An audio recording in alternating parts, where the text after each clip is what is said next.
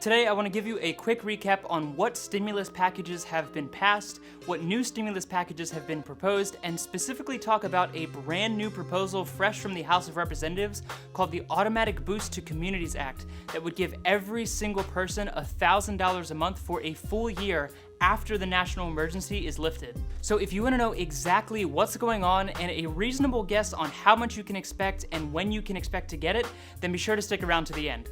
Let's jump right into it.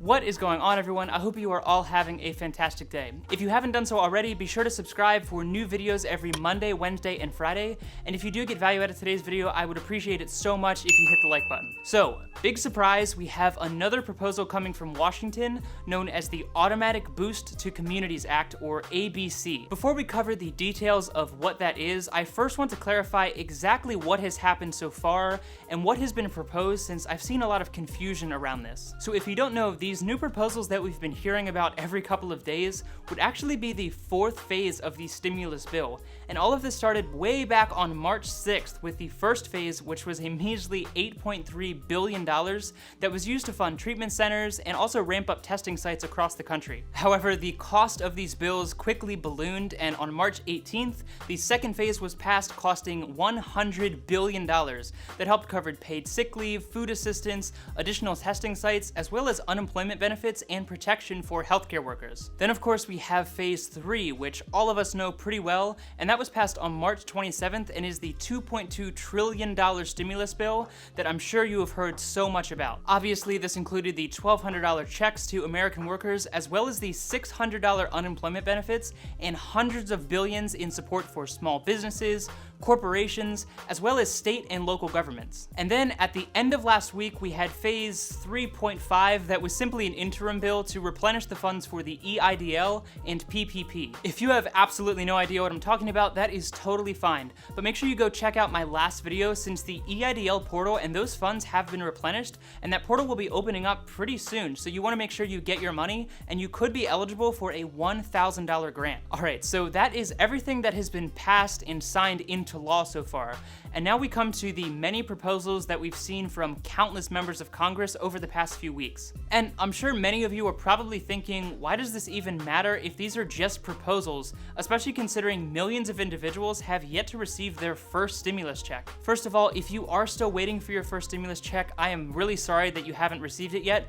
but the good news is that the second round of direct deposits is going out this week, so hopefully you will have better luck this time. But with the current political environment, it is very likely that Congress is probably going to slam dunk one of these bills once they get back in session in the next few weeks, and then it will be on to the Senate, where most of the alterations and debates will happen. So just to quickly summarize, there are three big proposals that seem to be getting most of the attention, but keep in mind there are many others, but they clearly do not have a catchy name, since that is the #1 requirement for a successful proposal. Of course, we have the most popular and very catchy Emergency Money for the People Act, which would give everyone over the age of 16 $2,000 per month. This proposal seems to have the most traction, and it does have the most sponsors in Congress, so we will see what happens with that. Then we have the bill from last week, which is the Rent and Mortgage Cancellation Act of 2020, which would cancel rent and mortgages for a full year. But even this was met with quite a lot of criticism from both sides, since there are a lot of holes in this proposal. And now we have the most recent proposal that I want to focus on today,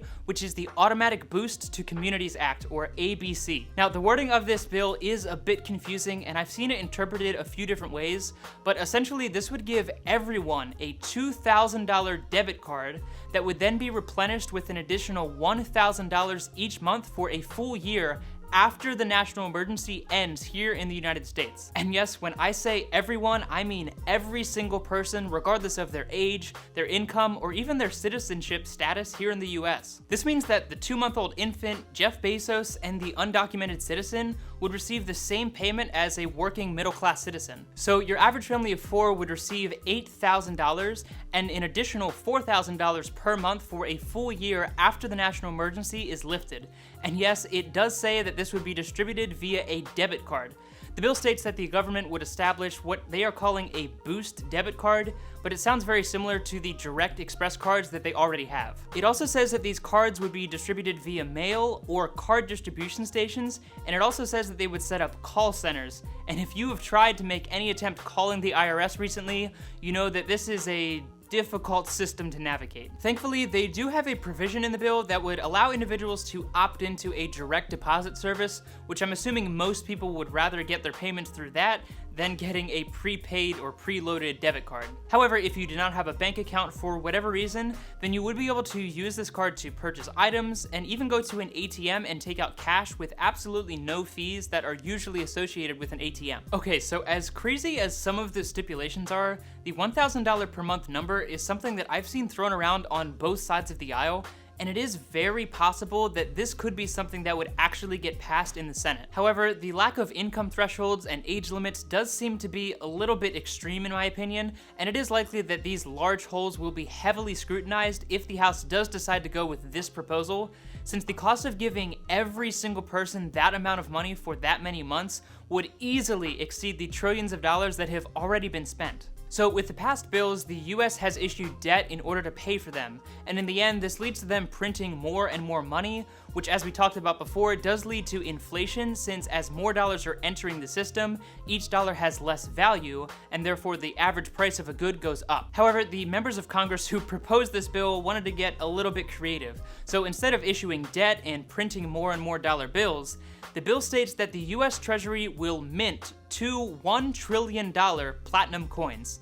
You definitely don't want to leave that coin in your pocket. The bill then states that the Federal Reserve would buy these coins, and by having ownership of them, they would then be able to maintain their balance sheet. And while this is worded in a very fancy way, and it might sound like a good idea, unfortunately, it's really the same as printing money, and it would probably have the same effects as printing $100 bills. It doesn't really matter if you're printing real money or if you're minting platinum coins. It still has the same inflationary effects. So in a nutshell, under this bill, everyone would get $2,000, then receive an additional $1,000 per month for a full year after the national emergency ends. So let's say the national emergency ends in June of 2020, then you would continue receiving $1,000 until next June in 2021. I know a lot of these proposals are making some people upset, since the cost associated with a lot of them is absolutely unheard of.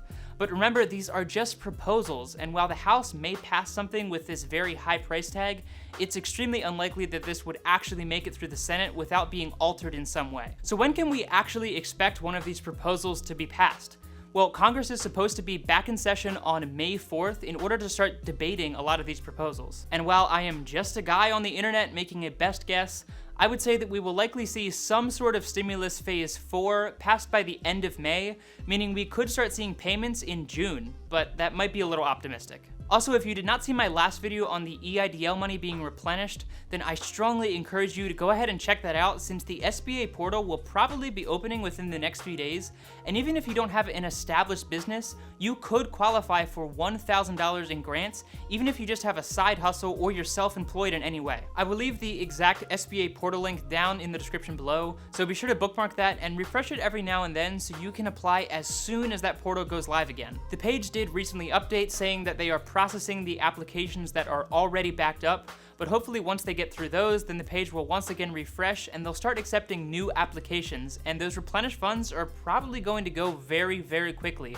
So I just want to make sure that you are prepared and know exactly what's going on so that you can get the help that you need. With that being said, I am curious, which of these proposals do you think is most effective? So be sure to let me know down in the comment section below which proposal you think is best, or what idea you may have to keep the US economy going. Be sure to check out the link down in the description below for Robinhood to get your free stock worth up to $250, and of course subscribe for more updates every Monday, Wednesday, and Friday. And if you did get value out of today's video, I would appreciate it if you hit the like button and share this with your friends and family. As always, I appreciate your time so much, so thank you for taking time out of your day to check out my video. As always, take it easy, and I'll see you in the next one.